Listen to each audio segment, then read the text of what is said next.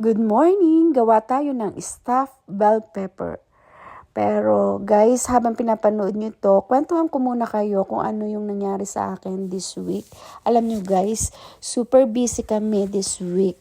Ang profession ko nga pala is accountant. So, pagka ganitong month, talagang busy kami sa pagkuklose ng books. I-review mo lahat ng accounts, titingnan mo kung may mga error, tapos gagawa ka ng adjusting entries, i-correct mo yung record, kasi doon magbabase ang tax sa taxable income. Yan. O guys, yung mga Winnipegers dyan, time na para mag-file ng inyong income tax. Pwede na, start na, open na ang CRA.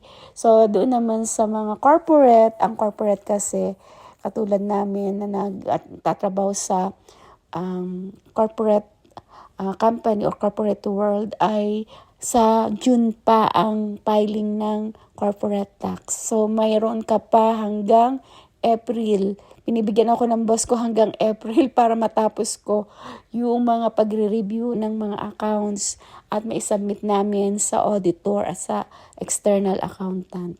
So, yun guys, napaka-busy talaga namin. So, ito yung ginagawa kong stop bell pepper, sweet bell pepper po ito. At hindi to katulad ng mga bell pepper na ilalagay sa kaldereta, apritada o menudo or pansahog sa chop suey. Iba po yung bell pepper na inilalagay. Ito po yung ginagawang salad. Matamis po ito. Parang crunchy po. Kung ang kamatis is crunchy, parang ganun po ang pagkakabite. Pero iba pa rin po yung lasa. May tamis po siya.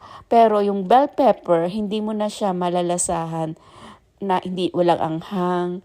At siyempre, pag sinalagyan nyo ng stop, kung ano man yung ilagay nyong stop dyan sa loob ng bell pepper, mas lalong yummy or delicious yung inyong ginagawang stop bell pepper.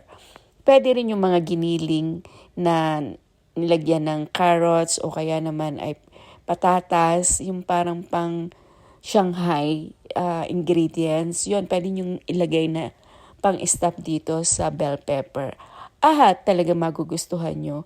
Kaya guys, kung meron diyang mabibili sa Philippines, sa grocery store, ang bibilhin nyo ay sweet bell pepper. Hindi po yung regular bell pepper na maanghang. Ayan guys, hope you like it. Ayan, till next. Follow, like, and share para naman marami ang makatry ng ganitong sweet bell pepper, stuffed sweet bell pepper. Pwede ko yung maglagay ng ingredients na gusto nyo. Yan. First time ko po itong natikman at may recommend to. Bye-bye!